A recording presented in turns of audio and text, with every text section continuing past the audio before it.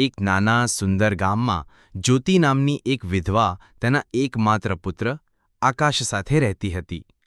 જ્યોતિ તેના પુત્રને ખૂબ પ્રેમ કરતી હતી અને તેના સુખ માટે કંઈ પણ કરવા તૈયાર હતી.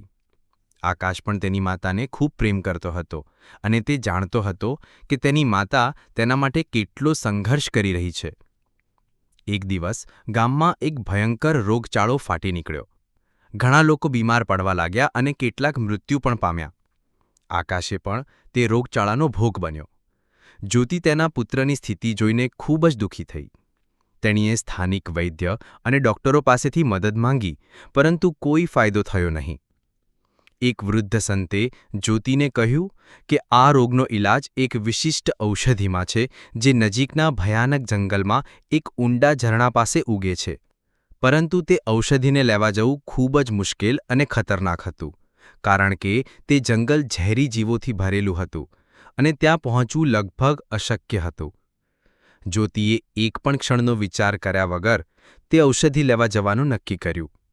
તેણીએ આકાશને આશ્વસ્ત કર્યો કે તે જલ્દી જ પાછી આવશે અને તેને સ્વસ્થ કરશે. જ્યોતિ ગાઢ જંગલમાં પ્રવેશી. જંગલમાં ઠેર ઠેર જોખમો હતા. ઝેરી સાપ, વીંછી અને અન્ય ખતરનાક પ્રાણીઓ તેના રસ્તામાં આવ્યા, પરંતુ જ્યોતિએ હિંમત ન હારી. તેની નજર ફક્ત પોતાના પુત્રના જીવ બચાવવા પર હતી. તેણીએ કાંટાવાળા રસ્તાઓ પર ચાલતી રહી અને ઘણીવાર પડી પણ ગઈ, પરંતુ તે ફરી ઊભી થઈ અને આગળ વધી. ઘણા કલાકોની મુસાફરી પછી તે આખરે ઝરણા પાસે પહોંચી. ત્યાં તે ઔષધિ હતી જે આકાશનો જીવ બચાવી શકતી હતી.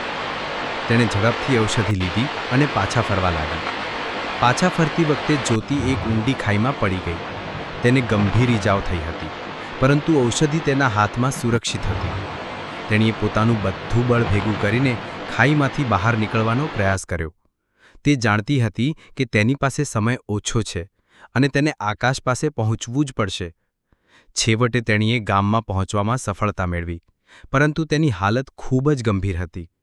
ગામના લોકો તેને જોઈને દોડી આવ્યા. તેણીએ આકાશને ઔષધિ આપી અને તેને પીવડાવ્યો. ઔષધિની અસર થવા લાગી અને આકાશ ધીમે ધીમે સ્વસ્થ થવા લાગ્યો.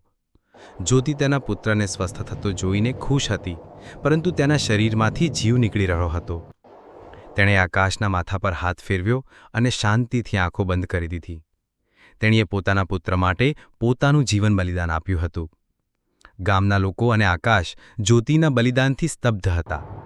આકાશ તેની માતાના પ્રેમને ક્યારેય ભૂલી શક્યો નહીં.